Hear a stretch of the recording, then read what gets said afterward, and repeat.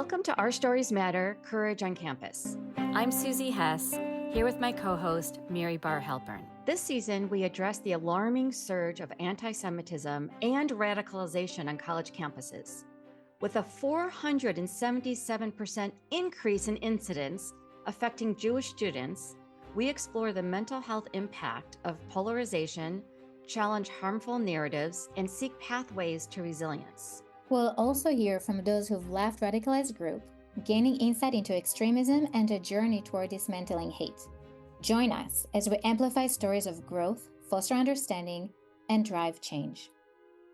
Welcome back to Our Stories Matter. Susie, can you believe this is the final episode of the season? I cannot believe it. It flew by, and it seems like we just started.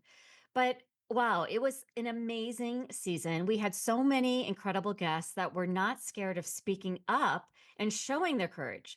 We had students who faced hate and continued to advocate. And we had former radicalized allies who spoke from their own experience about the danger of extremism and ways that we can stop the cycle of hate. You know, what I really like about this season is that each episode reminded us that trauma and radicalization doesn't exist in a vacuum. They're deeply personal and connected. I mean, behind every headline is a human being searching for belonging, for safety, and for truth. And we heard how silence doesn't just hurt, it actually leaves scars. But we also saw that validation can be life-changing, and that speaking up, especially when your voice shakes, is one of the most powerful acts of courage there is. Oh my gosh, those are the most beautiful words. Yeah, I mean, we saw the power of community, whether it was young people refusing to be erased or former extremists using their past to build bridges. Every story showed us that change is possible. And today's guest is the perfect way to close things up. We are so excited to be joined by Lara Burns, a former FBI agent, an attorney, and a leading expert on radicalization. Lara's career is seriously impressive. She spent over 20 years in national security, led the Department of Justice's largest terrorism financing case, and even served as a supervisory special agent leading international terrorism investigations in the FBI in Dallas. She's also been an FBI instructor, trained federal and foreign governments, and recently joined the program on extremism as a researcher. I mean, basically, she's seen it all from the front lines to policy rooms. She is amazing. And in this episode, she really opened our eyes, and we hope she's going to open your eyes as well. We talk about how extremist ideologies are taking root on college campuses. We're talking about the link to rising anti-Semitism and how it all actually starts way, way earlier, like years and years ago. And it actually starts in K-12 as well. And Lara helped us understand what's the warning signs, what we're missing, and why education is such a powerful tool in stopping hate before it starts. Yes, I mean, it's incredible how this has been happening for years and years, and she was not surprised by what we're witnessing now. This is definitely a must listen. If you care about the future of our schools, our kids, or just humanity in general, do not miss this episode. Lara, it's so good to have you with us. Thank you so much for taking the time. And we would just like to start with your own story. How did you first get involved in the field of counter-extremism? Well, first off, thank you very much for having me here today. It's an honor and a pleasure to be here. So my story begins many, many years ago. I joined the FBI in 1999 and was assigned to the FBI Dallas division, and very quickly was given assignments on the counterterrorism squad, where I almost immediately began working Hamas related matters. I was working counterterrorism on the morning of 9/11. I watched the second plane fly through the towers on my supervisor's television. And it was really at that moment that my dedication to the countering terrorism, countering extremism mission was solidified in my own mind. So I spent the next 22 some odd years working counterterrorism with the FBI in various capacities, working all forms of international terrorism from Hamas to Hezbollah, ISIS, Al Qaeda, etc., and then retired in April of 2023 when I went out and began to work in the cybersecurity realm for a minute. And then October 7th happened. And when I woke to the news of the terrible terrorist attack, it really um, affected me because I realized that this was something different, but it was also something that, we should have foreseen. And when I say we, I mean government, society, everyone. And then almost immediately, when I began watching the American media coverage of it, the coverage was of individuals and entities who were praising these murders and the rapes and the tortures. And I recognized individuals and elements that were driving some of that activity and understood that those individuals, some of those individuals and groups, really the ones behind it, were extremists and were intentionally driving a pro terror agenda. And I felt compelled to do something to help in this arena. And I didn't feel that I could do that working in cybersecurity. So I reconnected with an associate of mine who is the director of the George Washington University's program on extremism. He actually founded the program a decade ago. And he and I began to collaborate. And very soon I joined him as his head of terrorism research. And that was in May of last year. And have been working all forms of extremism since then, but with a particular focus on Hamas and Islamism and how those ideologies are permeating United States society today. Whoa. There's so many intersection there. And it's interesting. So my personal story, my father-in-law was actually in the second building in 9/11. He died. He was a victim of 9/11. So this is very close to my heart. And what got me specifically interested in, I mean, growing up in Israel, and that got me interested in understanding terrorism and what drives them and the effect they have on the victims as well. But to hear you saying that you saw that, what's been happening after October 7th, that's brilliant because I did not know. Like what Susie calls an October 8th person, where all of a sudden everything kind of came to light, but you recognized it. Yes, I did. And really, it made me feel sick and guilty. And not because, when I was an FBI agent working these very matters decades ago, we didn't try our hardest. But I do feel like that a number of the, elements, and I'm sure we'll get to this, of the original Hamas infrastructure here, whose goal was to spread hate and advocate for violence, were left undeterred and, in fact, operated, basically without any interference for decades leading into October 7th. And that ignorance, basically, of our government and society and as a whole as to what was going on, really, we were sleeping. And when we woke up on October 8th, it was very unfortunate to find where we were. Wow. This is all so fascinating because, as Mary said, I'm more of an October 8th Jewish activist. I always identified with being a Jew, but I was never, an activist for my own community. And I, teach at a university. So starting with October 8th, the people who I stood with through all the years as an activist were not standing with me. And I was like so confused and not understanding. And I'm really interested to learn more about, because obviously it was existing. And from your experience, when did anti Semitism begin to intersect with campus radicalization in a way that felt coordinated? Because it sounds like from what you were saying, it's been coordinated for years and years. Yes, and if you will allow me, I need to go back several decades, right? This has been a very slow evolution over 30 years. While these groups have gradually gained momentum and audiences. So let's go back to the beginning because I think it's necessary. A lot of people woke up on October 8th and thought that all of this began there, and that is not true. So Hamas and its parent organization, the Muslim Brotherhood, they began their journey here in the United States, interestingly, on US campuses throughout the country in Muslim student unions. That is where they first began. That was in the 1960s. And for decades, their narratives and agendas and ideologies, which, by the way, have always been anti democratic, anti West, and anti Semitic, they were secluded pretty much in those years to their inner circles, right? They could freely speak about their agendas and their beliefs and their ideologies and their goals, but they were only to small groups. And, that's what I would call the formative stage of what we're seeing today, when they were quietly building their infrastructure.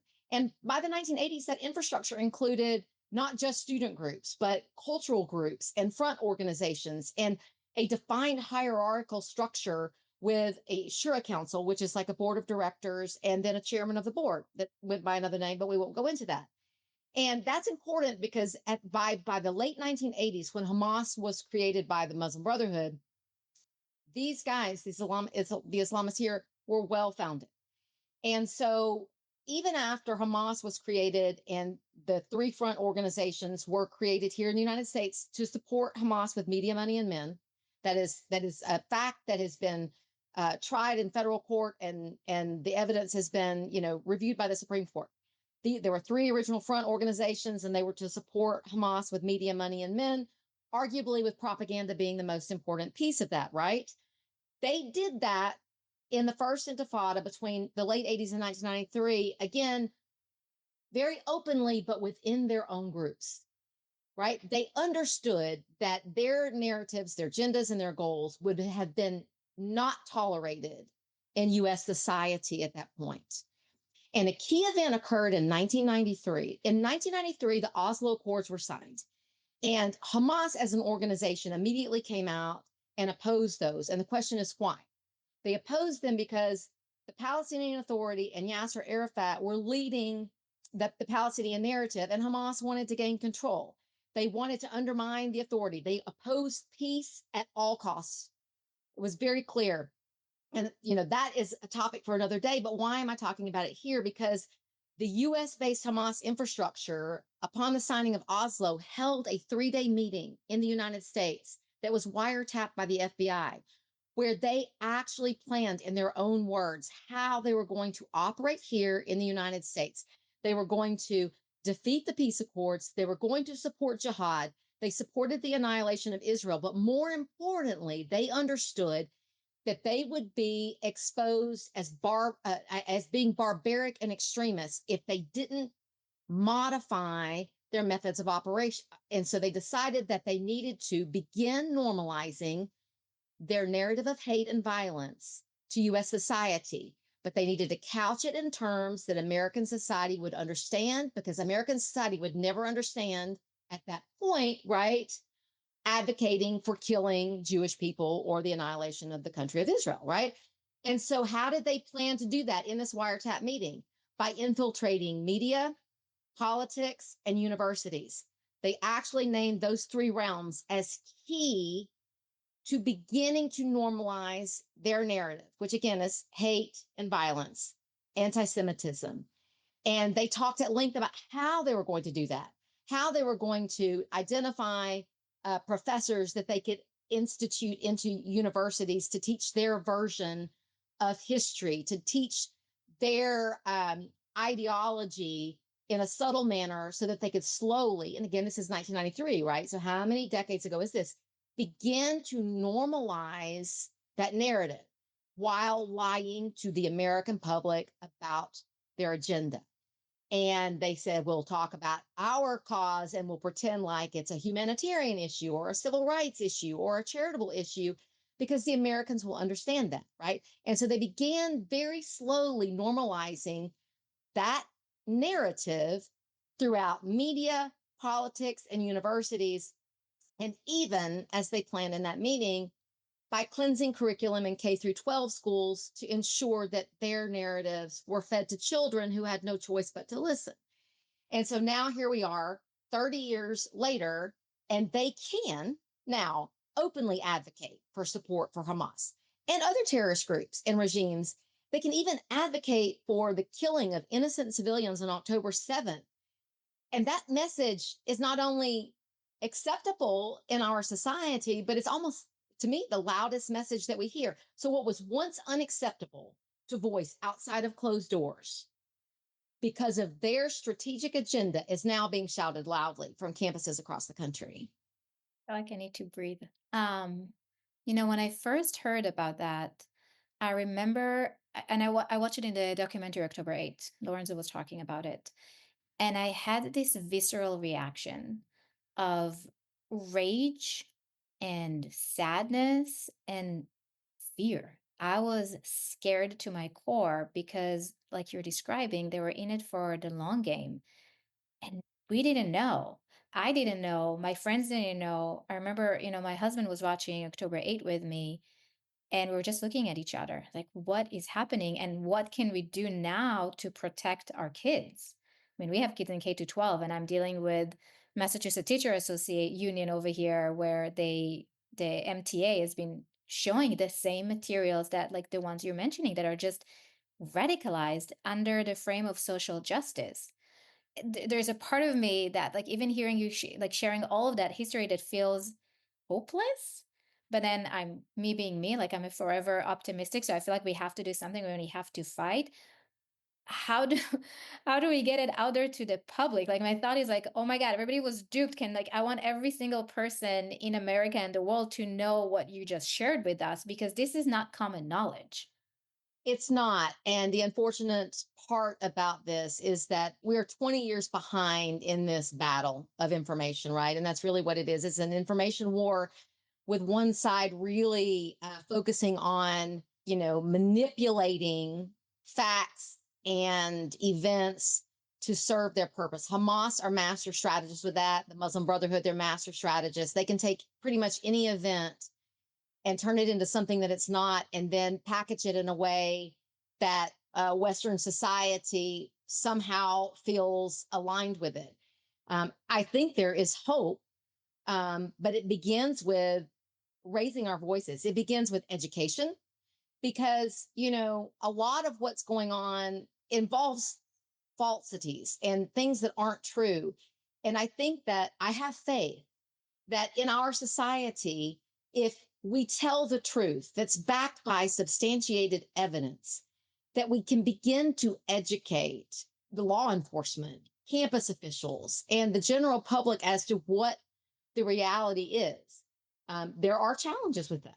The challenges are, one, in Western society, we really have a hard time understanding a movement that plans 100 years in advance. In Western society, we plan lunch, we plan spring break.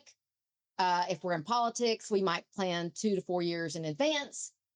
We don't plan 100 years in advance. And if we have a plan and someone gets injured or someone gets arrested, we stop and we come up with a better plan and figure out that what we were doing was probably wrong. With this ideology, there is no deterrent. And when you're trying to convey the truth to Western society, it's very hard for us to get our minds around that. Why would anyone want to sacrifice life for an agenda that they may never see in their lifetime?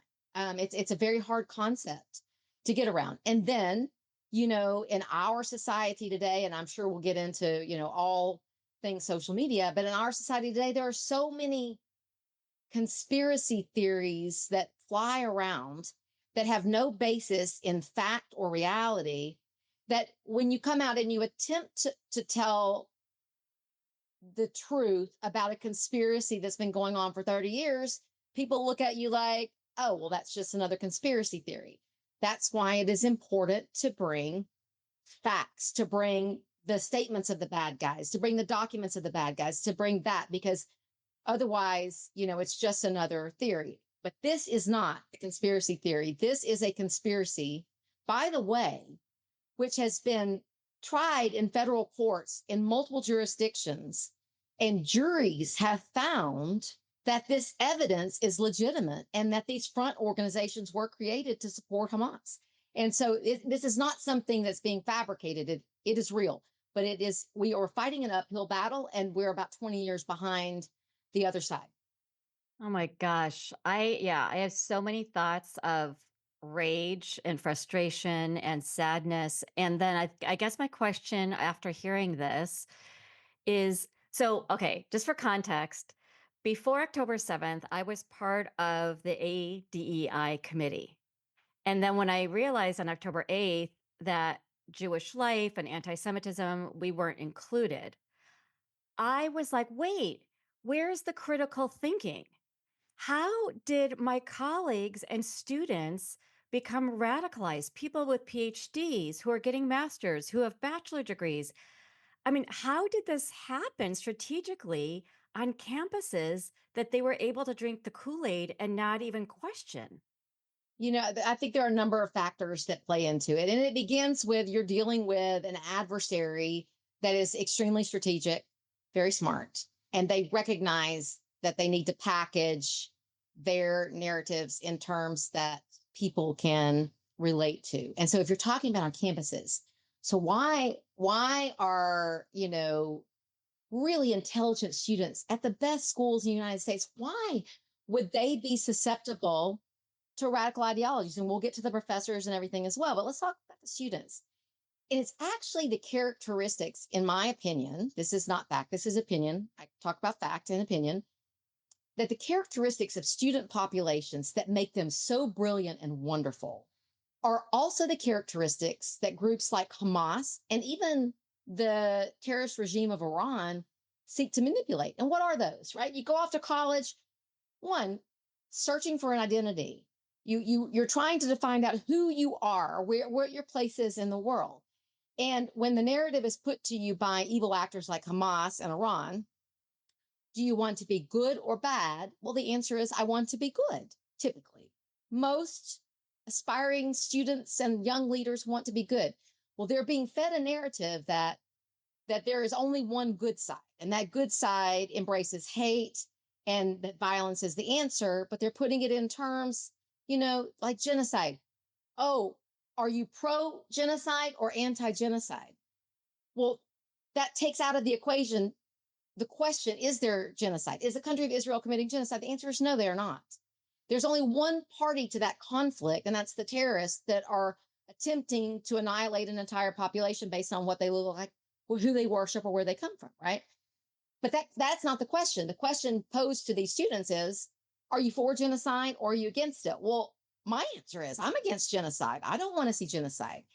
And so you find these students having to choose between one of two, and they go with, oh, clearly I'm anti-genocide. Well, now you're in the segment of the population that's preaching hate and violence and all of that. The second characteristic, I think, that makes students wonderful, but then also susceptible to being incidentally radicalized, is students' desire to align with movements that represent change in the world and represent good. Like, let's help oppressed people, especially if you're dealing with, upper class individuals who've not been oppressed. They want to help the oppressed people in general. And what Hamas and Iran and those groups are telling these students is, you are oppressed. The United States oppresses you. Western democracy oppresses you. Governments like Iran are the saviors. Hamas is the saviors. When let's unpack that. If the students actually thought about it or knew the true reality, what is an oppressor? An oppressor is a government who will shoot a woman in the head for not wearing her hijab correctly. That's oppression, as opposed to being in the country where you have all of these constitutional rights and you may be disgruntled or unhappy or not have as much money as you want. It's a different form of oppression than being killed because you don't wear your clothes the right way.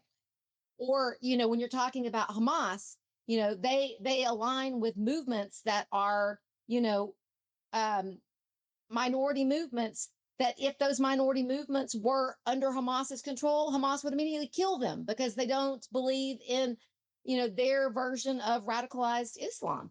And so, but they're not telling them that. They're saying, you're oppressed, we're oppressed, come help us. We're oppressed. And students want to change things for good. And then thirdly, I think what makes student populations amazing but susceptible is, and I don't know if you have children, but I have teenagers, and I remember how I was in college, is the confidence of the youth in their own ability to think and make decisions because they believe they know it all.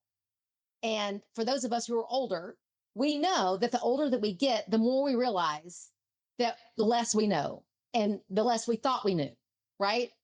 But when you're in college, oftentimes you think that you have all the answers. And so without a firm understanding of any conflict or the groups or the problems or the facts or what's actually going on. They make decisions because they feel like that they don't need to inquire, that they already have the answers. First of all, they're so brilliant. Like Hamas and Muslim Brotherhood, they're brilliant, which I hate to admit that. Going back to your point about education, we need to start younger. Because when they get to college, they already have like their mindset. I mean, this is probably for most of them the first time out of their parents' house. Like you said, they want to know it all, be it all. I'm the adult in the house right now. And I feel like we're lacking some specific skills in K to 12 to teach them critical thinking. Or, like you said, what is an or oppressor? What is genocide? How do you decipher what's propaganda and what's not? So when they get to college, they already have the skills and the tools to figure out not just who I am as a person with meaning and purpose and belonging, but what is wrong and what is right as well. My other thought with that was, back to your points before about the evidence about the Muslim Brotherhood and how this was planned since the 90s. How do you connect that to anti-Semitism and what we're seeing right now on college campuses? Kind of like that intersection with the campus radicalization and anti-Semitism. So, there is definitely a connection. I mean, I think if you even go back to the 2010s, right? Hamas and Muslim Brotherhood aligned groups, they really began at that time perfecting their model of adopting other causes and merging their cause with the others, attempting to create bonds with groups who would not otherwise support terror, and but who also maybe had anti-US, anti-democratic, and importantly anti-Semitic views to kind of build their alliances. And like there was one example of, I think, let's talk about the groups. So some of the groups that are driving this activity with an agenda are the American Muslims for Palestine and the Students for Justice in Palestine. Those two groups, not everyone that's involved in them. I'm not trying to articulate that everyone that's involved in a protest that SJP is leading is a supporter of Hamas, but the individuals behind those organizations and behind the agendas and what we're seeing on campus today, they absolutely know and are intentionally doing what they're doing. And, I'll give you an example. And this is before October 7th. So this is one of many, many examples. I think it was 2017 where, you had the SJP chapter at NYU. And there was an event where there were some police officers that shot and killed two African American males. SJP at NYU sees that and on social media posted out that Black men were being lynched by police because the Israeli Defense Forces trained the police. And by taking the unfortunate death of two African American men and manipulating it and rolling it into their narrative and then spewing it out, they're able to then what? Bond with groups that otherwise would not support terror, but feel aligned with them because they have, merged their costs. Oh my gosh. I am besides myself. I mean, I think the part that's so overwhelming is that how long this has been happening. Yes. Yes. It has been happening for quite some time, but it's been gradual. But we really saw it, right? The day after October 7th. I mean, this is even before Israel had a chance to even recover live bodies and victims, and certainly before they were able to retaliate against the terrorists who committed the attacks. We saw all of this extremely organized activity, and the activity was absolutely advocating for the terrorist attack and openly on campus, undeterred. And that's what was getting the media coverage, and that was very organized and very well orchestrated by the groups that were behind it. And I don't know if you saw or not, but immediately even the Iranian regime leaders came out and praised the students for their work, claiming that they were exporting the Iranian revolution to the United States. And there were students whom I'm certain have no idea what the Iranian regime is or the Iranian revolution was, who are celebrating that and identifying with Iran when they don't realize that before the Iranian revolution, women could walk down the street in a business suit and hold very important jobs. And that with the Iranian revolution and the installation of the Islamist regime, the oppressive Islamist regime that is a state sponsor of terrorism, all of those women's rights went away, right? But they don't understand that. that, oh, Iran is so proud of us. Long live Iran. Make sure you know what you're talking about before you hold up a sign and make a statement, right? Oh my gosh, completely. I mean, I think about too the social media war. And, the social media war began really on October 7th. I'm like, it hasn't even arrived to this country, and people are celebrating on social media. And so I'm wondering what your thoughts are of how social media platforms and just any online communities have been facilitating the spread of radical narratives among students. So it certainly began even before October 7th. So let's go back. I mean, and I would argue that Hamas and the Muslim Brotherhood are the experts at propaganda, but other terrorist groups likewise have used, media for a long time to advocate for, joining the terrorist groups, committing acts of terrorism, and clearly the way that they have been able to publish all of that information has evolved, and with the advent of social media, all of the terrorist groups have immediately, seized those platforms because they know that when they used to be able to reach 10 readers or 1,000 viewers, that they can literally tap into millions of people and send a 1 minute message that instills fear and rage and hate and anti Semitism and promotes violence like that, and to millions of people. So social media has enabled this for good, or it has its good qualities. We're all thankful, for certain aspects of social media, but the terrorists have absolutely seized that as an opportunity to conduct mass radicalization. And again, when you're talking about the younger population, that's where they go to get their news. They don't go to printed media, they don't go to the local news channel. They look to see if it's true on social media. Hmm. And that's a scary proposition because anyone can have an Instagram channel, anyone can have a Telegram channel, anyone can have a Twitter account, and then say things that aren't true. And if they're following it, then they're consuming it. And then you add in the algorithms, right? And so if they've accidentally stumbled upon one nefarious message, they'll be fed 100 like-minded messages. And then it appears to the consumer that that's the only message that's out there. It must be true.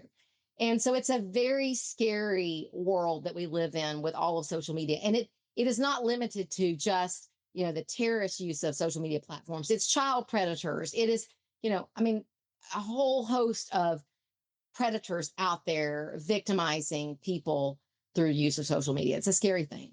I mean, it's echo chambers, right? Like, I mean, becoming those echo chambers for people to get recruited or be more vulnerable to those propagandas.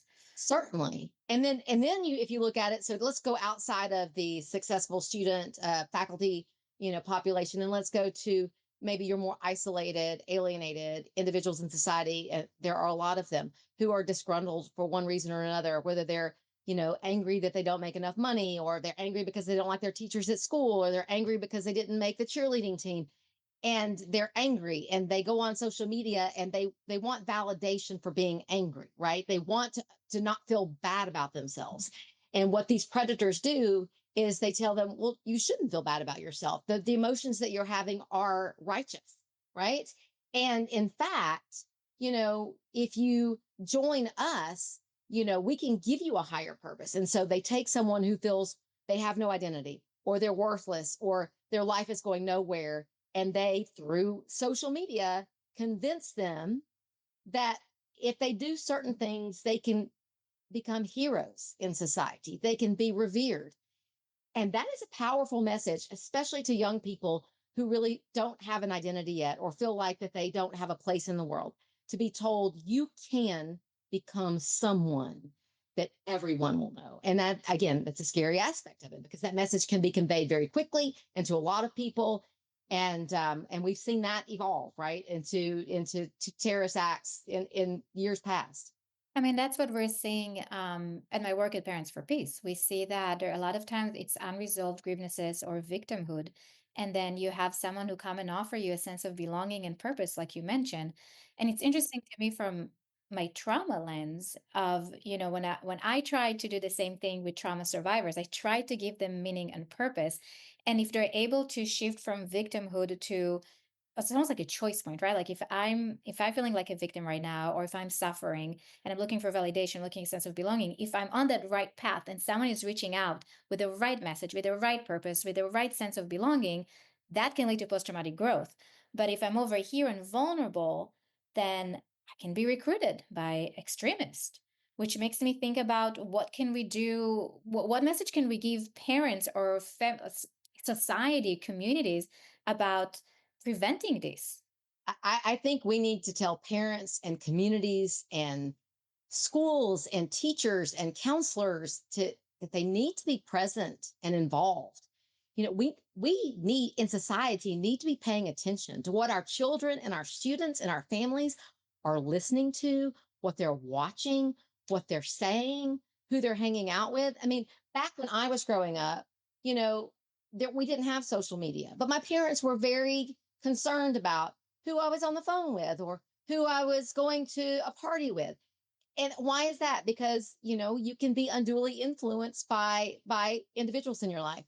And I think that, nowadays, at least what I've observed, again, I have teenagers, is that a lot of people in society, they look at their youth and they're on their phones all the time. They've got their doors closed, they're in their rooms, they're on their computers at night, and there's no oversight. And, whether it's a lack of interest or, they feel like they're invading their privacy, or they feel like, that they're old enough to make their own decisions. All of that is helping lead to this. We need to be present for our children. We need to be involved in our communities. We need to have a voice.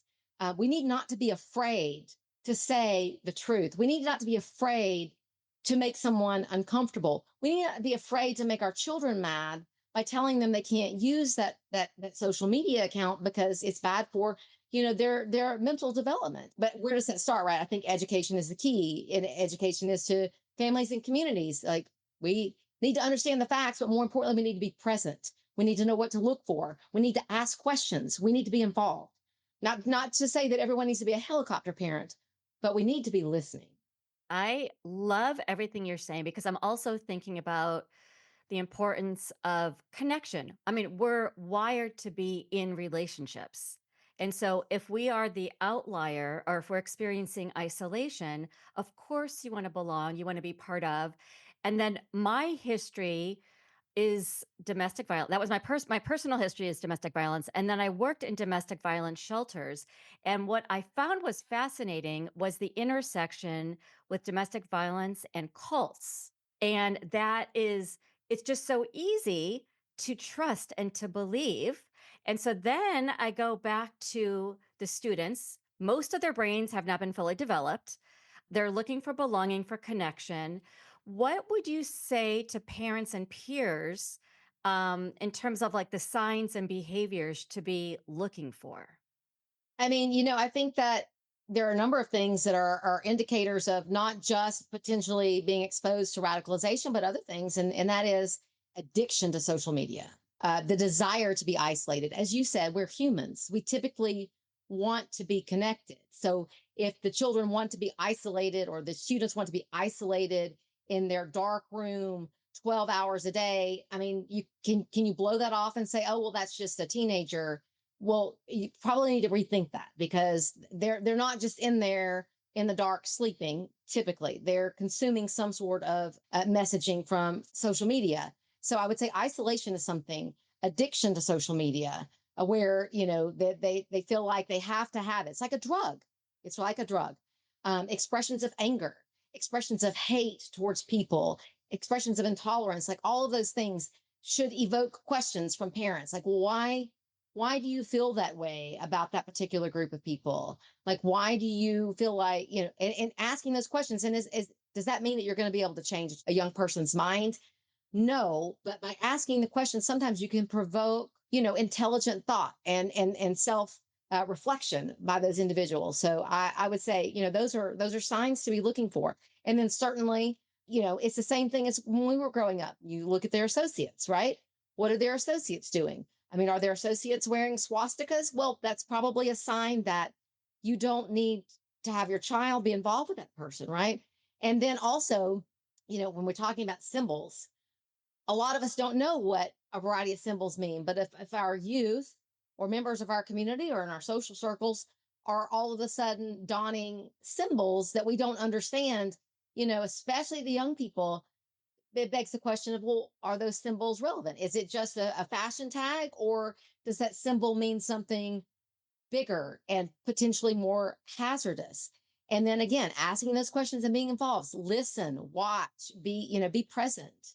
You know what's interesting, Lara, about what you're saying? It makes me think about symbols, and I didn't know about a red triangle before, and what it meant, and how people are using symbols. I mean, it makes me think our the college students know what are using the symbols, but that normalization of some either slogans or symbols as part of hate, right? Like we see the whole anti-Zionism and justification of that, and shirts with red triangle and a map of Israel with Palestinian flag, like all, or people in protest wearing like Hezbollah like uniform, like everything, right? Hmm.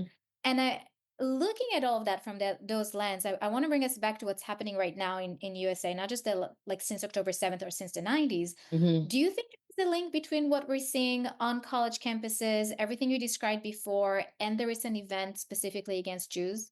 I do. And I've said this in so many formats that if anybody's listening to me that's listened to me before, they're probably tired of hearing me make this analogy. But I'm going to make it again because it's one that I feel like really represents what we're dealing with. So, we can all recognize acts of violence as lethal, as dangerous. The murder in DC, the attack on the innocent people in Colorado, we all know that those are bad in general in society, except those that are promoting, terrorist acts, that violence is bad. Well, I equate that if you're looking at the problem. Let's think about if you're at the beach and your children are in the water and there's a shark and you see a dorsal fin. Pretty much everyone on the beach sees that dorsal fin and recognizes that the dorsal fin is a sign of danger. Get out of the water.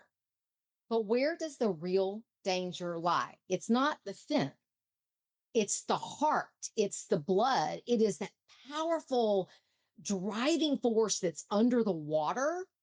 That's where the danger is.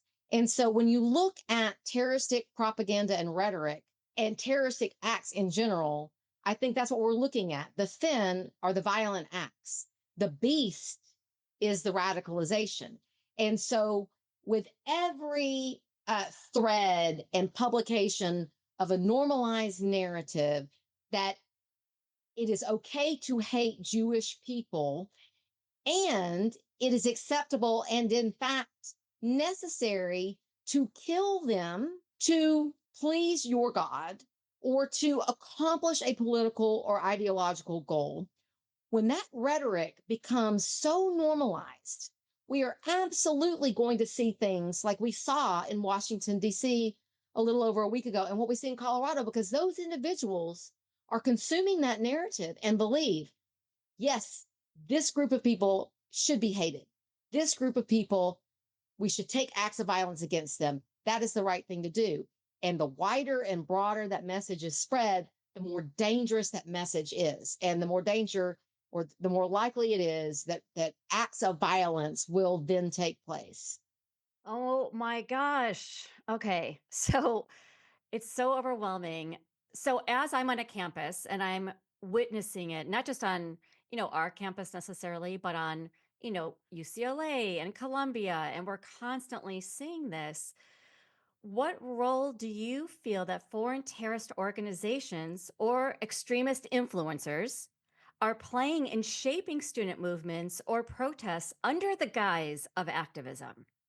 I mean, I think it's happening. I think it's happening everywhere, and that's it goes right back to what the group of Hamas, the U.S. based Hamas and Muslim Brotherhood infrastructure plan decades ago is, we want to teach people to hate the Jewish people. We want to teach people to oppose peace with the Jewish people. We want to teach people that jihad, that violence is the way, and we're going to package it in a way that's appealing to others. And so, yes, it is couched as activism. It is couched as civil rights movements. It is couched as advocacy for, anti-apartheid, anti-genocide, all of those things. And that's exactly what's happening is you've got student activists who want to do the right thing merging into, these groups where they don't realize that there are bad actors behind them, driving them, in a way that they really don't want to go or never would have gone. You can be a social activist. You can be opposed to oppression and be opposed to genocide and be opposed to, a variety of things. But in our society, what should not be acceptable is hate of people because of where they're from, who they worship, how they worship, what they look like. It should not be acceptable for people to advocate for violence against those people because of that. That's not what our society is about, but that's what these bad actors are trying to drive. And so we need all of those wonderful social activists out there who want to do good to take a step back and understand exactly what it is that they're promoting and to maybe back up and approach the problem set with dialogue in a way that is in favor of love, not hate. And I posted this on my social media yesterday, but I was reminded yesterday of a quote by Dr. Martin Luther King Jr. that has always meant a lot to me. And I think it is so relevant today. And that is, you can't drive out darkness with darkness. Only light can do that. You can't drive out hate with hate. Only love can do that. So all of these wonderful students and activists that want the world to be a better place, have them step back and realize that supporting acts of murder and violence against anyone cannot be the answer. I love what you're saying right now because it reminds me that, a lot of the social justice movement right now are excluding Jews under Zionism. And when a social justice is doing it, they're not just, right? There's no it's if you're excluding a group, then how are you part of social justice, basically?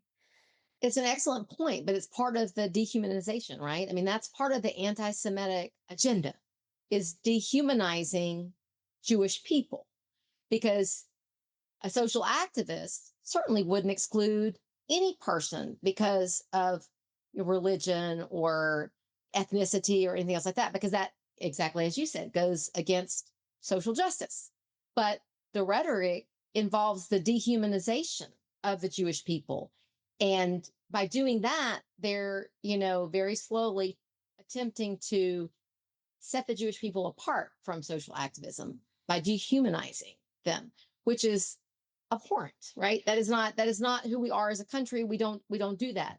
And so again, I think there are a large section of the population that are advocating for things they don't really understand and that they need to just stop and back up and form themselves. And you can continue being an activist if you're opposed to war, if you want peace, but making sure that you're not aligning yourself with causes that are in fact not for the public good and in fact racist and murderous. So how can Jewish and their allies, if I hope we have allies, what can they do to prepare right now as a community? I think education is the key. I really do. I mean, I think that education is the key because I can't tell you how many groups that I've spoken to since I joined the program on extremism, educating, willing audiences. These are audiences that are not, they don't have an agenda. They just want to understand the truth. And how many of them had no idea before receiving the education with the actual documents and the wiretaps and all of this kind of stuff. How many had no idea what was happening? And that is not just in law enforcement communities. I'm talking about in Jewish communities, right? So education is key because we can't, as a society, solve a problem if we don't know where the root of it is. And the root of it is in evil places. And so we have to educate people to understand, and then once they have the information, then they can make a decision, an informed decision about the path that they want to choose. But it has to begin with education. And it has to also involve people not being afraid to use their voices. And this is something that I think is also a problem that we're dealing with today, in that a large number of people in our society who don't feel impacted by this issue. Well, one, that's ignorance because it's not just an anti-Semitism issue. It's an anti-democracy issue. And it's an anti-West issue. But a lot of people do not want, even if they do understand the facts, are not raising their voice when they should for a number of reasons, but it's primarily fear. It's fear of being labeled an Islamophobe, or fear of being labeled a racist, or fear of losing their job, or fear of their companies being boycotted, fear that is being driven by these individuals who don't want the truth to see the light of day. And I think it is important that we encourage everyone. It is time to be brave. It is time to be brave. We need all of us in society to do the right thing for the right reason in the right way. And staying silent in today's society with all that is going on is not the right thing to do. And you mentioned, it just not that this is relevant. I am not Jewish myself, but I often am asked, why I have such a passion for countering extremism and countering terrorism. And it wasn't because I grew up in any sort of situation where I was traumatized. I did not have a background in, Middle East conflict, but I very simply grew up in a small town. And my father and mother were they're very strict parents. We were, raised in a religious household, but my dad was an extremely humble person who preached that in everything that he did, not necessarily everything that he said. He led by example. You do the right thing for the right reason, the right way. And the right thing is often not the easy thing. And, I grew up under that, and my dad has since passed away, but I had carried that message with me. Is it easy doing this? Is it easy? No, it's not easy, but it's the right thing. And I think more people in our society today need to think about that. Like, am I doing the right thing for the right reason and the right way? And if not, how can I do better? Oh my gosh, Laura, I could like ugly cry just hearing your dad and then hearing your dad coming through you. Yes, it's interesting because in my personal life, either there was pushback, like very strong pushback, or there was silence. And, the silence seems to be taking a stand in terms of being a bystander. I mean, we saw what happened with the bystanders in 1933. I mean, we saw what was happening, and they didn't think what happened could potentially happen.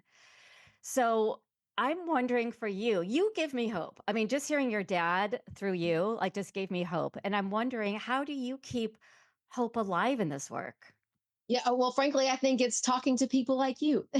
I every day encounter really amazing people who are resilient and strong and want to do the right thing and are willing to sacrifice, themselves and their lives and the time with their children to make society better. And that gives me hope because I know there are people out there and every day we see them. And if you look at some of the families and the survivors of the terrible October 7th terror attack and the resilience that they have, it's inspiring because, I think maybe a lot of people don't even realize, and I don't want to get into the whole Israeli Hamas conflict per se, but how much death the citizens of Israel have suffered over decades at the hands of terror organizations and how they continue to be resilient and have hope and proceed through life and contribute to society. And I think that really, it's an example of what we all can do in life is that, we can do this together. We have to do this together. I mean, I think this is, as an Israeli, I can tell you this is one of the strength of Israel is that we try to come together as people because we do believe that somehow we're all connected. We're all one big piece of fabric that is tissue that is connected, and we need to lift each other up. And I so cherish your voice. I think you, like Susie said, you give me hope, but you also give me courage that people like you fight and stand up and not stand by against hate and against and doing what's right, basically. So we have two last questions that we ask everybody. What was it like to tell your story today? I feel empowered every time I'm able to talk about this with people who want to listen and understand. And so I would say, very empowering, very empowering. And our last question is, what will you do for your own healing this week? That is a great question. Go for a walk. Mhm. I think best when I'm walking. That is my meditation. Some people like to, meditate or go to yoga and things like that. But in reality, my mind works best. No music, no sound, walking outside in nature. It doesn't matter to me how hot it is. It is, just breathing in fresh air and letting my mind kind of process through problem sets and things like that. So I'm going to take a walk. I love that. I'm so appreciative of your higher brain, your heartbeat. I mean, everything about you. Yeah, I feel so honored. And what a beautiful way to end this season with your compassion and your knowledge and your wisdom and your hope. So thank you so much. Well, thank you all. This has been the brightest spot of my Friday. So thank you very much. Call for action, Susie, for our listeners based on what Lara was telling us. Go out and educate yourself. We didn't have this information, and if I take something from this conversation is education is key. So thank you again, Laura. Thank you so much. It was lovely talking to you all. We'd like to thank our listeners, Israeli music composer Jonathan Bargiora, editor Ian Phillips, podcast advisor Donna Fazari, and special thanks to the Academic Engagement Network for their generous support. Today's episode is co-produced by Associate Professor Susie Hess and Dr. Miri Bar-Halprin. Our Stories Matter, Courage on Campus is brought to you by Trauma Informed LA. Check us out on Facebook and Instagram and our website at traumainformedla.org. Please give us 5 stars on iTunes so more folks can have access and donate to traumainformedla.org so we can keep recording and healing through our storytelling episodes.